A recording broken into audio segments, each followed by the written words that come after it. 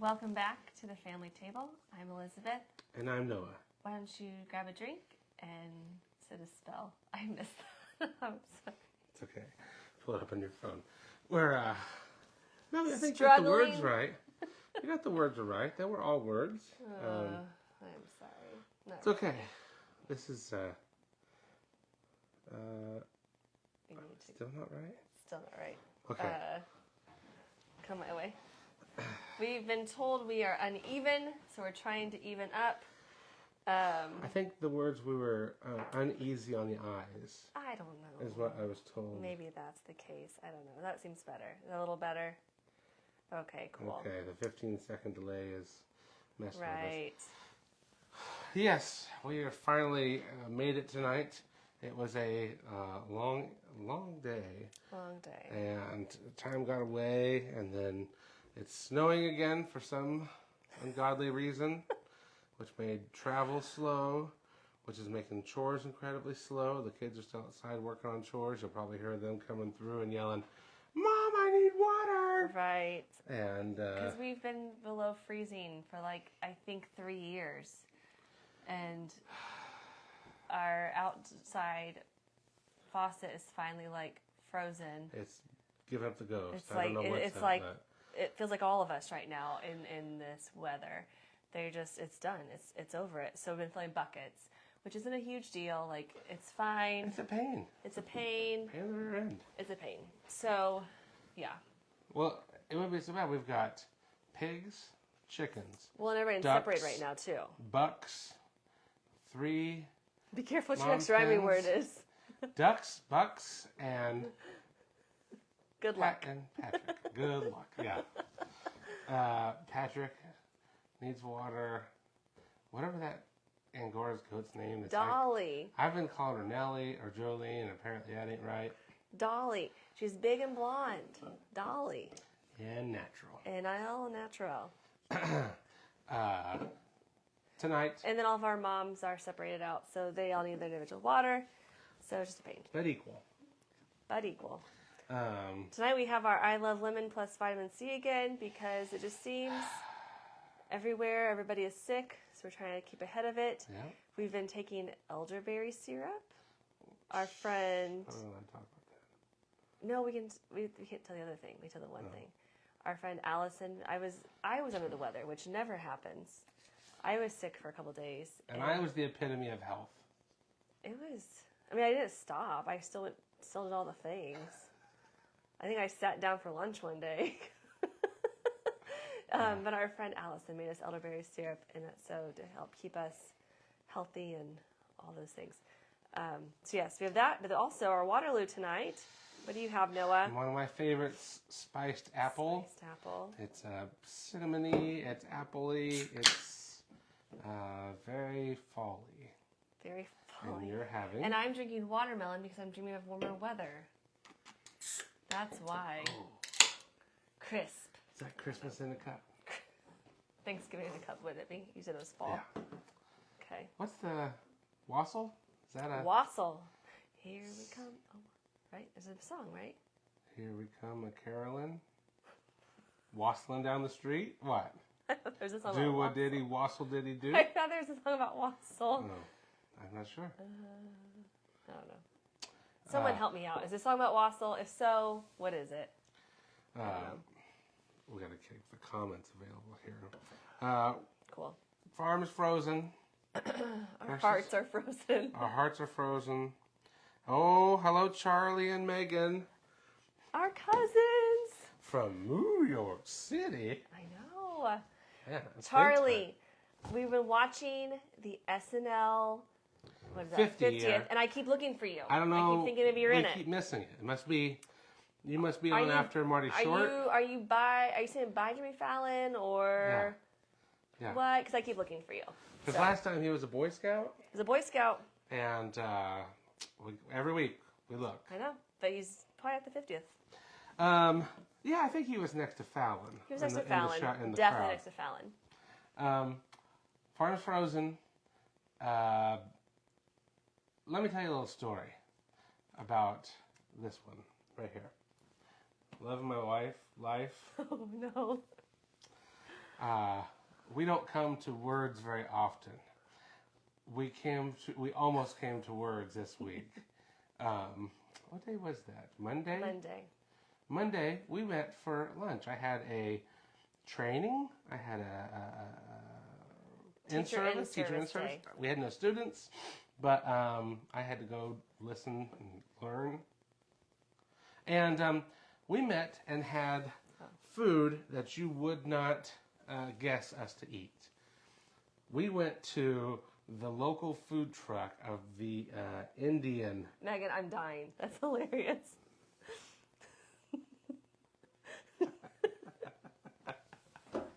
Yeah. Okay, go ahead. Too bad. Sorry. Too bad. So sad. I haven't told that story on here yet. I don't know. We can't. Why not? I'm not right now because I'm in the middle of like 3 stories. Yes, Benjamin's outside waving at us. Good to go, buddy. Yeah, we've got the kids outside at 9:30 doing chores. We are grade A parents tonight because we said, what's more of a priority, our children or our podcast? Anyway, so we go to the Indian food truck and experience it, and big fans, I think. Oh, totally. You had a kind of a chicken over rice, and it had whatever you want to call Indian ranch. That was basically the whole point of it. No, what was the word? Like kati or yeah, roti or some sort of Bonti. some sort of real short 2-syllable word. But it's supposed to help with the heat. Like to. Yeah, it was super tasty, and I had that of hers. And I had never had Indian food. I said, okay, we're going to order a few things. I ordered butter chicken curry, and I ordered goat curry, which was a little more spicy. Both had rice, and then we also had a mango smoothie. And let's take those one at a time. The mango smoothie as an appetizer. What were your thoughts? It's fine. You didn't care for it because I was worried it was too much dairy. Bubble guts and it over would here. hurt me. Yes. So I was hesitant to, and I knew I was going into like a meeting, so I was just hesitant to drink it because I was nervous it would go right through me. Okay, go ahead. It was like mango pulp and I want to say yogurt, some sort of yogurt, and actually a lot of the seasonings you would have in like a pumpkin pie. It was really tasty. I gave it a 10. Okay, and then I had the butter chicken curry, and I ordered that because recently I found a real page, I don't know what you call him, creator, and this guy is called like Butter Chicken Curry of Toronto. They have a restaurant, and he has some really, really funny posts. I've never had it, but I saw it in their honor. I had butter chicken curry, and if you ever had it, it's kind of the curry stuff isn't so much just a distinct flavor as it is like a gravy, like a sauce gravy. It's a heavy, creamy gravy. It's got cilantro and a few other things in there. And it was pretty good. It wasn't as good as her chicken. It was the same chicken. It was round the outside, good flavored. I don't need all the sauce. The rice was excellent. And then we had goat curry. And this was our first experience having goat meat. And the meat itself was very good. Muy bueno. I would have thought it was beef. It was very like roast-like, but yeah, nothing gamey, nothing. Texture was fine. But it reminded me of one time we ordered from the Royal Mandarin, like the really spicy pork ribs, because I think it was like rib meat that was in that curry. Right. But it was several degrees hotter, and it wasn't like Tabasco hot. To me, I don't like oh my gosh, this is a 1-chip challenge and we die. I don't like that kind of hot. But this is like everything in your mouth got warm and whatnot.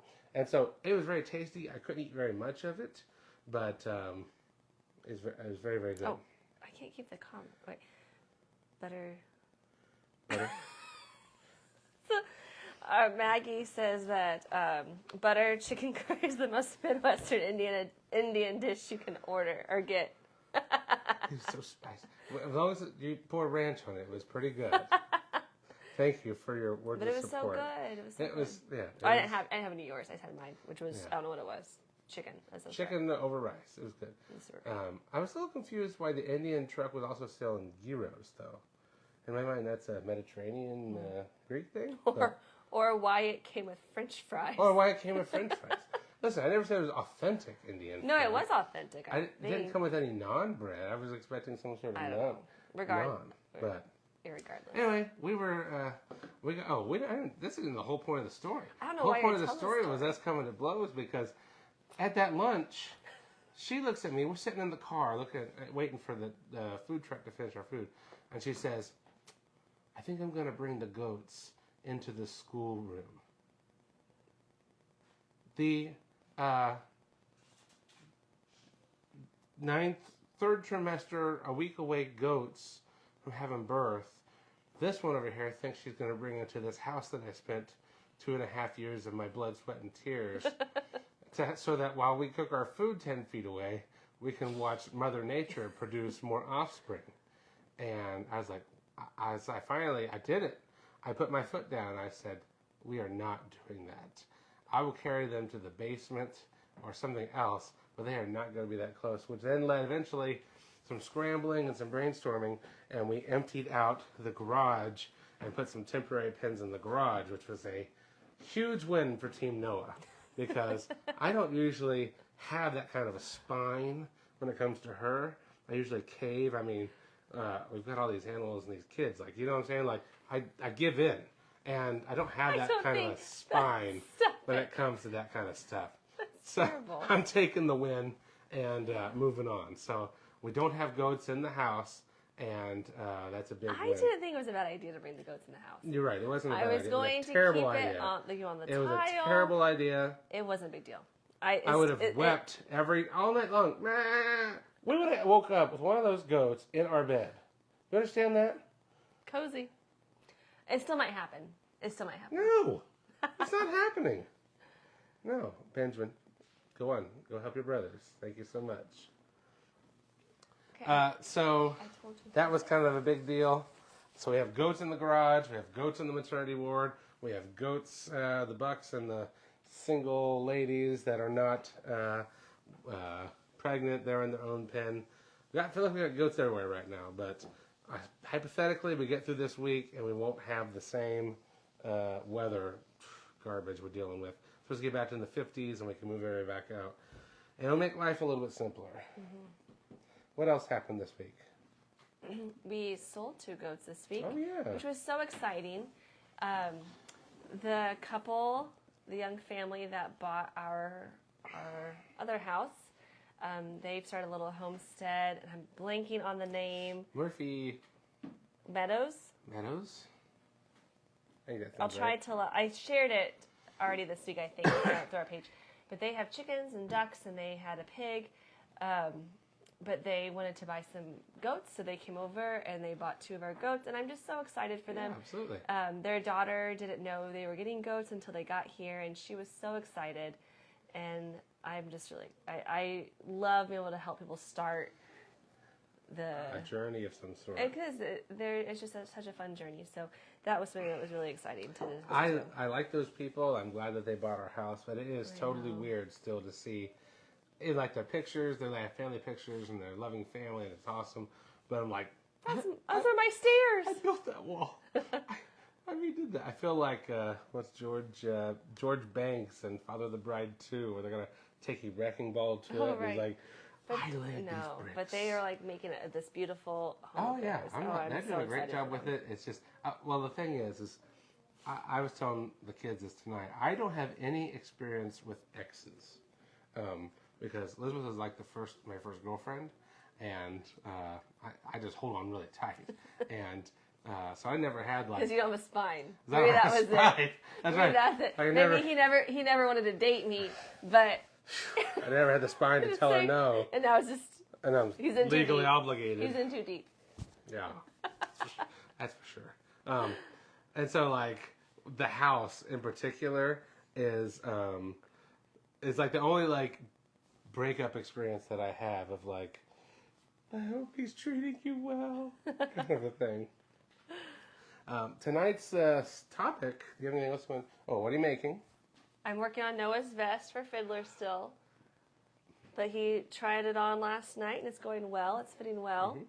So I should be done with it in the next couple days. And then I just have to make a couple more, but for the children. Yes, so in the Clay Community Theater production of Fiddler on the Roof, I'm playing Mendel, which is the rabbi's son. Charlie, eat your heart out. Do you want to announce the idea that we have? Tomorrow. Tomorrow we're having an announcement about something. Stay tuned. Stay tuned. Yeah, Charlie, he even dances several little ditties in this. I even sneak in a little shimmy, little dolly shimmy in there, and nobody has caught me yet. So just my own little flair. Oh, Jewish tradition. What are they passing you notes? Yes, I'll be right back. That's fine. Go ahead. I'll do my first thing then. Okay. Tonight we're doing a little bit of show and tell as our topic, and don't mind them. They're still trying to get chores done, and they're just excited. We've decided one of these nights we're gonna let them come on, maybe individually, to talk about subject and stuff, but. They love to try to get us distracted. Ideally, we thought 9 o'clock would be the time that the kids are in bed and we finally have a minute, and that's why we did the podcast this time. But it is not working that way at all. Every week, somebody pointed out last week. Every week, we've got to try to coyly stare them down to go back to bed or whatever. So this week's topic is show and tell, and it was said to me two things, that yes, I'm out of frame sometimes on the phone, on Facebook. I know podcasting doesn't care about the framing, but for those of you who are watching on Facebook, sometimes I end up a little too far over here. But yes, goodbye, move along. So I'm trying to stay on frame, but I also know that this is not a great medium for, we don't have multiple cameras. This isn't the Joe Rogan experience yet, okay? But tonight we want to take a few minutes and show you, I think, 4 items we've got in mind. Kind of a blast from the past, and talk about their significance and in our lives, and why we're doing what we're doing. So to get started with, recently, and I'll hold this, it'll take a few seconds for the delay to catch up to where I can see it. This is a picture of the farm where we are sitting at from, we think we determined it was the late 1970s. And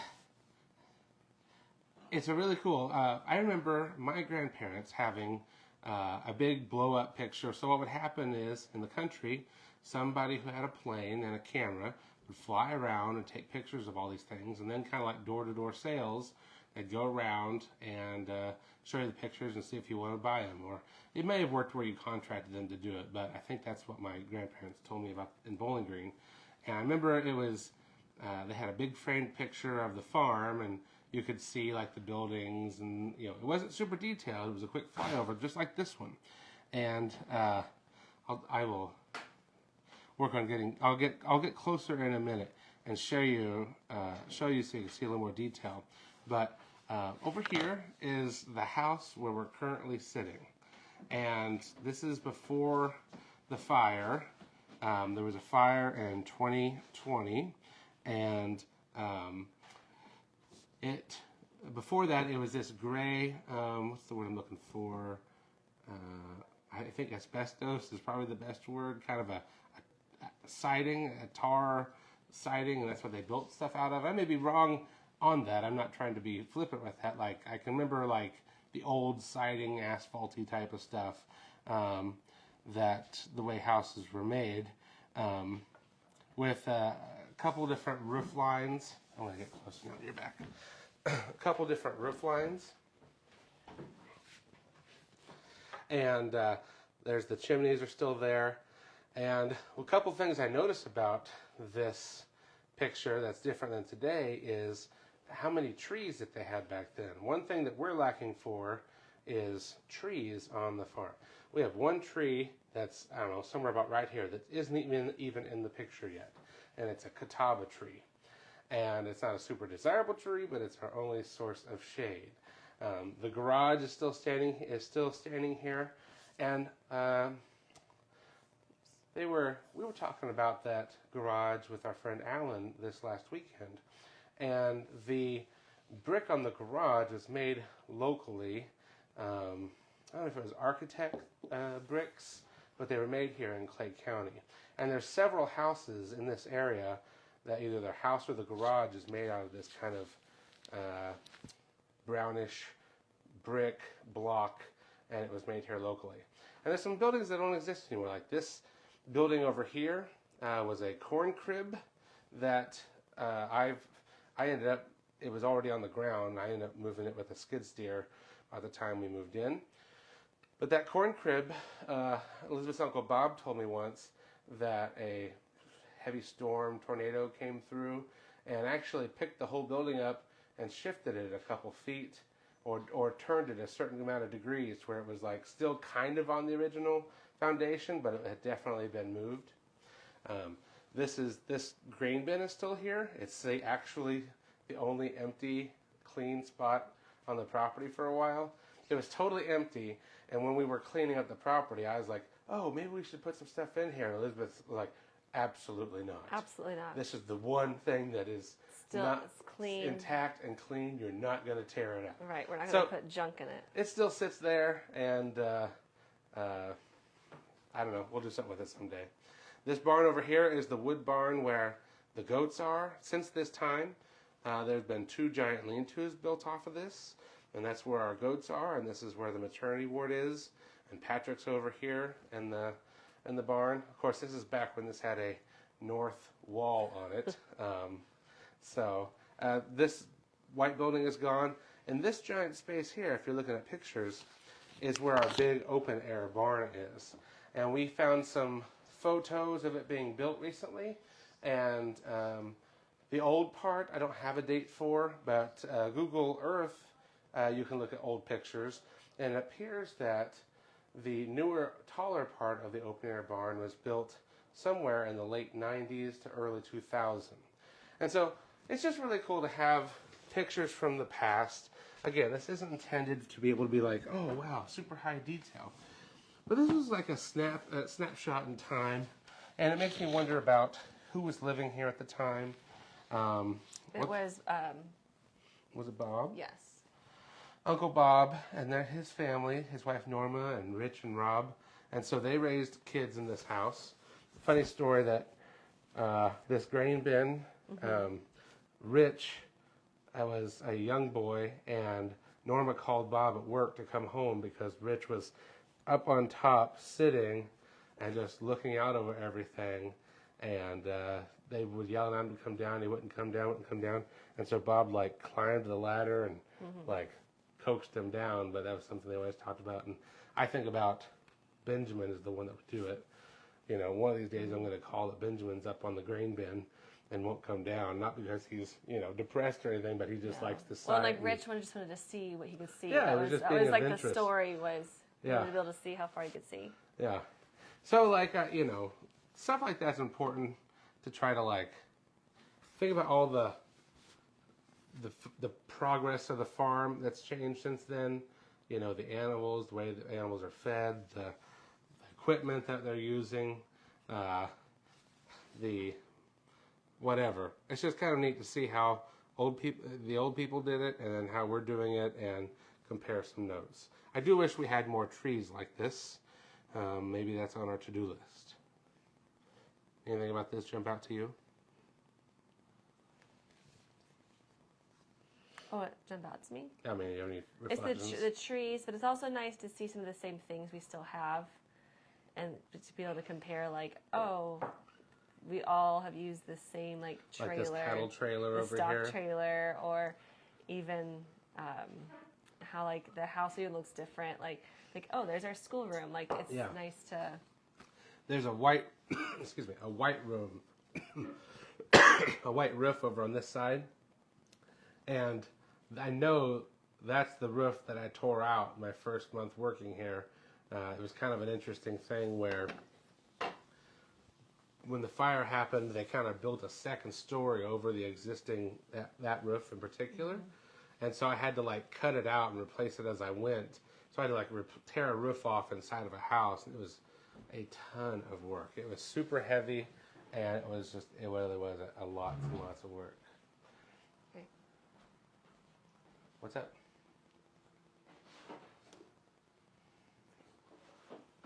Everything okay? Yeah, I was seeing if I could just carry the tripod over there.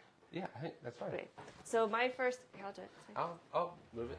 Okay, my first show and tell is, you might have noticed the photos on the back wall. And as you can see, like, these are all the different places that Noah and I have lived in our married life.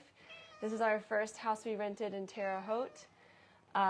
This was when we were in grad school. Hi. We were in grad school and we lived at St. Mary of the Woods College on their campus. This is Guerin Hall. We lived on the 3rd floor. I know, thank you. Yes. This was the first house we bought. It was in Terre Haute also. This is the house that we brought Henry home when he was a baby in Sealyville, which is just a little borough of Terre Haute. And then this is our house just down the road, Murphy, which we really probably thought was going to be our forever home. That house will always hold a very special place in our heart. And then down here is our farmhouse. And these were painted by our friend Cheyenne. She is an artist. She was one of my students when I worked at when I was at St. Mary's. And my sister and my mom hired her to do these photos of our homes, and now they hang in our living room, and they're just been really special. Yeah, we love their watercolor, and we love looking at these. Just kind of a quick reflection of our life. Were you at this house for the football game before we moved there? I don't know that you were. This house right here, we rented in Terre Haute off of 19th and Franklin, and when I was in college, the first 7 years, I got invited to this house one time to watch a football game. You were there? Yeah, I thought you were. And it was our good friends Ryan and Andrea Tufo. They were newlywed. Ryan was a big Bears fan, and they were playing the Cardinals. It was the year that the Bears ended up playing the Colts in the Super Bowl, and so like, oh yeah, they're doing really well. Well, we would show up at this house, we watch the game, and the Bears lose in an epic fashion, and I could just remember all the screaming and yelling, and like how the lamenting that the Bears lost. And then come to find out, a couple years later, we are looking for a house, and we show up, and I'm like, I've been here before. And it was that very house. So these are some of our most prized possessions, I feel like, inside the house. It's kind of a daily stroll down Memory Avenue, and it's something we really, really cherish. What I love is there's 5 photos, and we have 5 kids, so one day. There won't be a 6th. The 6th will be Shady Pines Nursing Home. So. What's up with the geese? I don't know. I really enjoy white geese.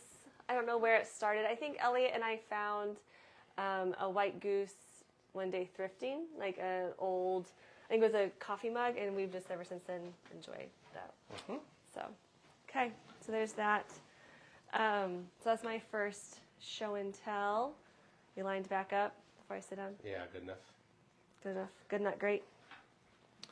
My next show and tell. Over here, I'll push stuff to you. Is a big purchase, and we did this last week. We went in halfsies with my parents, actually, and for processing our animals here at home, we got some equipment, and it came in the mail, and it is huge. It's really big, and this is the grand reveal. I wasn't even going to tell my parents, like, oh, it came. I was just going to surprise them. But I feel like Steve Martin on The Jerk about the phone books being here. The phone books are here. Okay. This, my friends, hopefully it is. I'll adjust. You can talk. We'll get you framed in here to where you can see it. This is a Lim 1.5 horse grinder. And it is a beast. This is what you make hamburger and sausage with. When you process the pigs, we'll cut the meat off of the bone and make them into, I don't know, a small enough size that they'll fit down this pipe. And there's an auger in here that forces it through these different plates. First time through, it'll go through this coarse plate, and we'll end up with it in a big meat lug. And we'll add our seasonings you'll see in a minute. And then we'll run it back through on a finer and package it into 1 pound packages. I'm sorry, we bought 2 pound bags, but we prefer 1.5 pounds. That's the perfect size for our family.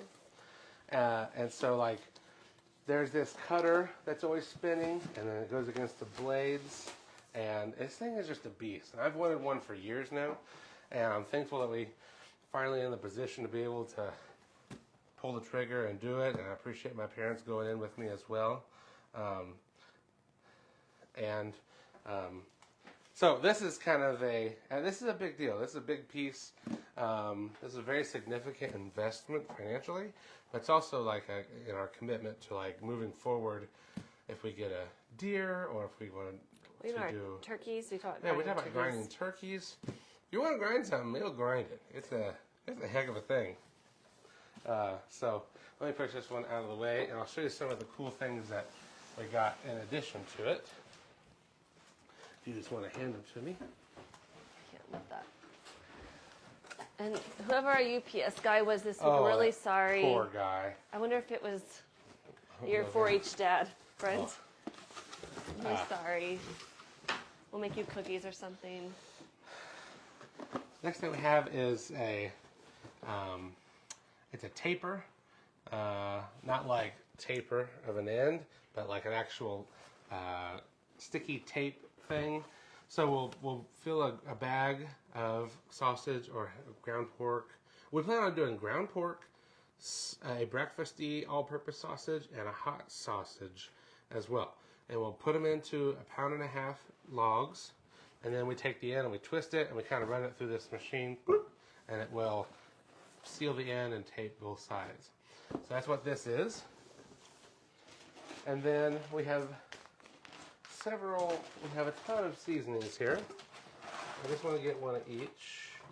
And Charlie says this is fire. This is lit. Oh. Right, Charlie, no, as the kids say? It was fire. Yeah, we're fire. I like to play the game of the middle-aging white man in school, and I say things like, yeah, boy, I got that Riz, putting off that main character energy. You know what I'm saying? And then do something really old. And the kids... when's Charlie's spring break? He can come butcher a hog. That's right. Hey, come on over, Charlie. Prepare you for that big roll or something like that. It's not terribly important. We've got one of these, and this is a company called AC Legs. This is... what you do is you take this seasoning packet and you mix it with 25 pounds of meat.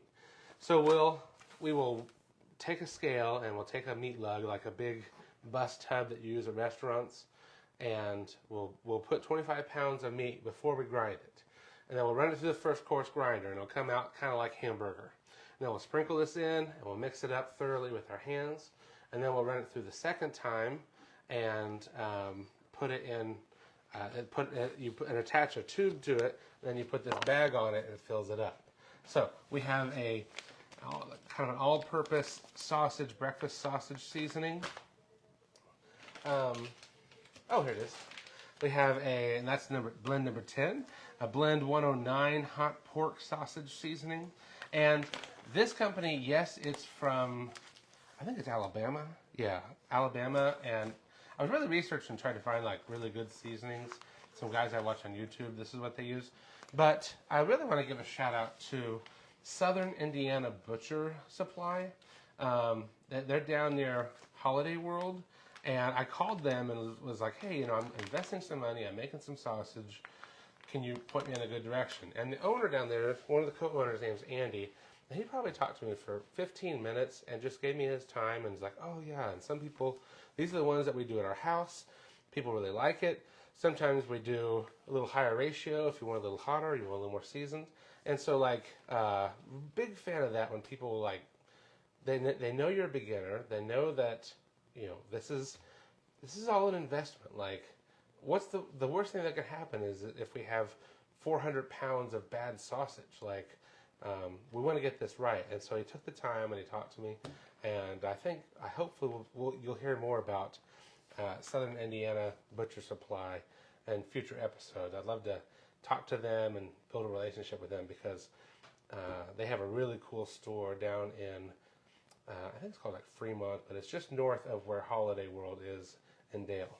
So we've got hot pork. I'm only going to make, I think, 25 pounds of that. Probably it's just going to be me that's interested in it. This is the regular sausage. And then we're going to have uncured, unflavored, just ground pork. Because Elizabeth used that for things like, what's that called? What is it called you at the Chinese restaurant? Egg roll casserole. You put it with coleslaw mix and ginger and some other stuff. It's muy bueno. And sometimes we use ground pork just instead of ground beef in different recipes, and it's nice. We don't have any initial plans to grow our own beef, but we could now grind it. And this, my friends, is the company is LEM or LEM, and that's the same company that makes the grinder. And this is the bacon cure. We're going to attempt. So what we'll do is we'll take the pigs and we will process them. We'll cut them into halves. We'll cut them into their quarters or their big primals. We're going to save the bacon, and we're going to pretty much grind everything else. We'll keep a couple shoulder roasts, but we're going to grind the hams. I don't feel comfortable yet doing hams. It's kind of a bigger learning curve, and I think we'd use that more as sausage. But the bacons, you basically mix up this to 2 gallons of water, and you put them in a giant Ziploc bag with the bellies, the pork bellies, and you refrigerate that for 7 to 10 days. And then you take it out and you put it on a smoker.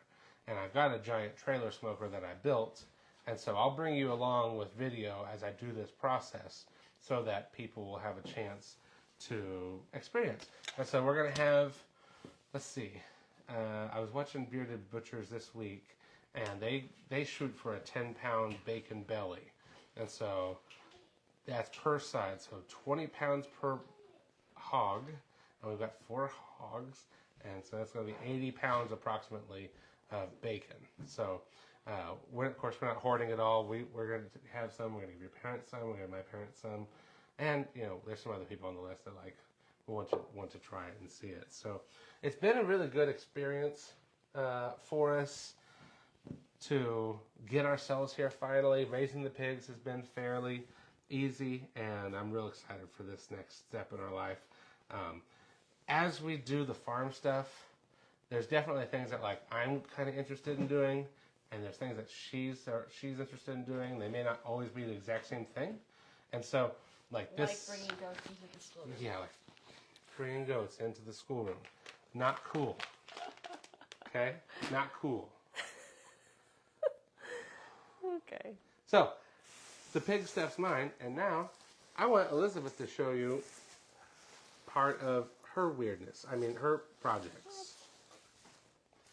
I'm going to scoot over for this one. Meow. Stop. This is a goat. This is a goat. No. We've had a lot of questions about some of the different breeds of goats we have. And as you know, if you've watched any of our episodes or listened to us, we have goats can fall into 3 categories. Category 1, dairy goat, which we have 2 breeds of dairy goat right now. And then category 2, we have our meat goats. We have 1 lonely meat goat that we have no plan to ever eat her. She's strictly a pet. And then the 3rd category, which is the more uncommon category, are our Angora goats. And our Angora goats are raised for fiber. Now, they're actually considered a heritage breed because while they're raised primarily for fiber, you can also raise them for meat or milk them for dairy. So heritage breed, meaning more dual purpose. So for our Angoras, a lot of times people think that they are sheep. Why are you giggling at me? Charlie is scared of nature. Oh, Charlie, we'll desensitize you. It's fine. People often think we have sheep with our goats, but they are, in fact, goats. And we shear them twice a year, as you would. Actually, I assume you shear your sheep twice a year. I'm not confident on that answer. So I have some of Nellie's clippings from last fall. As you can see, their hair is very curly, and we shear them in April. We shear them in September. So right now, a lot of them are very furry and have their winter coats, and so we will shear them in April. You shear them in April and September to go with a kidding season and a breeding season. We were not successful with our last breeding season, but we're hopeful. We have one pregnant now, and we will be successful then. So this is the raw fiber. I have a few bags of raw fiber. Eventually, the next step would be to wash it and clean it and prep it to be spun into yarn, and that's my next thing to learn. Is that I've made some contacts with people who do that, and so that's my next step with that. So this one, the hair is fairly healthy. I was going to show Bucky's. I have Bucky's old fur. You could send this away to a mill to be You done. could, yes. It can get kind of expensive, but the end product is quite valuable. It becomes mohair. I don't know if that tells you anything. Like, she's got electric boots. I don't think I have. A mohair suit. I think we threw Bucky's away. It's old. Oh. So our main Angora buck, his name is Bucky. I know we posted our Valentine's Day card. We mailed out a lot of Valentine's Day cards. He's the black furry goat in the picture. Benjamin has him. With the Valentine's Day picture, everyone was to choose their favorite goat, and we took the picture that way. But when we first got Bucky, he was in really poor health. He had not been shorn for probably his whole life. And so it was very sun bleached. It was very matted. He couldn't see. We did a trim of some of the bad areas, but we really waited until to keep him with the season with it. And honestly, when we sheared him, I was like, I didn't realize he was that color. He's so beautiful. Like, yeah, it went from a real dark mange, yes, to almost like a lavendery kind of. Yes, it was beautiful.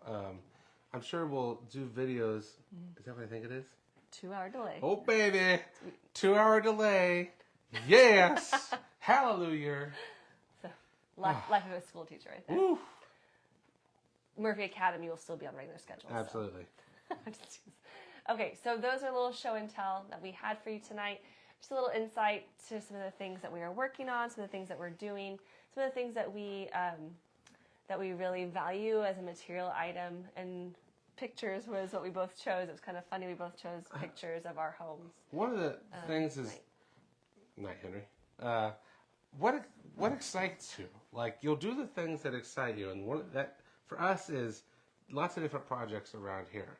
And there's a very delicate balance of trying not to get too excited and do everything, and not doing anything because you're scared of it. And so we try to do that in moderation. And I have learned that if I have an obsession, which I have multiples throughout the day, new obsessions, that I need to wait and I need to wait to act until it comes around for the third or fourth time. If it's something that's recurring, that I'm interested in, that I find fascinating, and then it's okay, it's my green light to start pursuing it and thinking about taking action steps towards maybe doing it. What? I just jump right in. And some of us like to just jump right in. But it does take discipline, because otherwise you can get really. We've been to places that want to do everything and farms that want to do everything, and then you end up not doing anything very well. But then I also saw this thing someone said the other day that it said if you want to embrace your ADHD, just Homestead, because nobody's going to correct you because you can just have 1,000 things going, and it just looks like self-sufficiency versus undiagnosed. It masks quite a bit. So but that's my motto. You know, like, we're doing it to try to raise better food. We're doing it because it's kind of a lifestyle of what, honest to God, what would we be doing if we weren't here? I've been thinking about that a lot lately. Like, okay, having the farm is a financial expense to a certain degree. I mean, we're not rich people, but like, there's several hundreds of dollars in feed and stuff that would be leaving us. If we were at one of these other places we talked about still, like, what in the world would our lives be like? You know, I think what happened, I think what's great is that we feel comfortable, we're at a spot where we're supposed to be. It gives us all the freedom to stretch. And we've talked oftentimes how we've seen, looking back, these small moments of life that led to this. And at the time, we didn't know it was leading to this, but that's very much why there is a lot of peace and a lot of comfort with it. And it's not for everybody. But you can have that same amount of like fun and bliss regardless of wherever you are. Whatever your thing is. You know, we've been jokingly talking about Charlie tonight. Charlie's thing is a different world than anything that we do. Cool. But it's so cool. So the stories he's going to have, the excitement he's going to have, the, you know, prospects of, you know, jobs in the future are Don't forget us. Yeah, don't forget when Give us a wink or something. the little people. Carol Burnett us. Yeah, you know what I'm that's saying? what I was thinking. Like, that is wonderful, and I feel guilty sometimes about feeling like I'm trying to get everybody to do what we're doing, and I really am not. I like to share what we're doing with people because they find it interesting, and I find joy in the storytelling. One of the kind of gifts that I have is taking a story and making it funny and entertaining people. And I don't lack for material when I'm here. This is kind of like my playground of, let's try something. Nope, that was dumb. Let's not do that again. Or let's explore this area. And there's lots of good benefits, of course, for it. You know, raising good food, making good memories with the kids is like 90% of my reason why we do this. Like, I think it'll be good. It's good for them to see what it's like. They get to express themselves in lots of different ways. Yes, there's things that suck about it. This week has sucked with the animals and the farm. Like, because of the weather. Everybody's the healthy. animals and the weather. Yeah. Yes, and then we've told you with our past month, like, losing some animals and stuff like that. Terribly painful. Terribly like, ugh, why are we doing this? But like 98% of the time, it's a really great environment for stories to be created, for memories to be made. And I just hope everybody can find that in whatever life situation that you're in, whether you're a big city fella or you're a country mouse or whatever in the world you are. Like, just keep creating stories, trying stuff. I was telling my friend, I used to listen to a lot of podcasts, and before we were even dating, about marriage. And one of them was the story of this guy who he had teenage kids, and he felt them starting to slip away. Not that they were doing bad things, but the fact that they were moving on, and the home wasn't the most exciting thing anymore. And so he decided to change the story of their family and up and moved them to be like missionaries in Mexico. Just to make them stay home? No. But it was kind of a wild thornberries effect. It wasn't so much to make them stay home, but it was to get them to, like, let's have an adventure together that will bring us closer. Obviously, you're not going to have to do this your whole life. You only got a couple years left in our household. But let's change the narrative. Let's change the adventure of the house. And you don't actually have to, like, do that big drastic of a thing. It could be smaller things of, like, hey, on Saturdays, we're going to start a new tradition of having dinner together or going for a walk, or, you know, we're going to watch a movie on New Year's Day. It's something to make the narrative of your family just kind of more exciting. And so, do you want to be the one to tell the kids we're moving to Mexico? I'm not moving to Mexico. Buenos dias. That's all you've got. Yeah, it really is just about it. But that's what we had for you for show and tell tonight. Be on the lookout this week for a... Tomorrow we are going to have a giveaway announcement. So the giveaway... It's not the grinder. It's not the grinder. You're not getting the grinder. Sorry.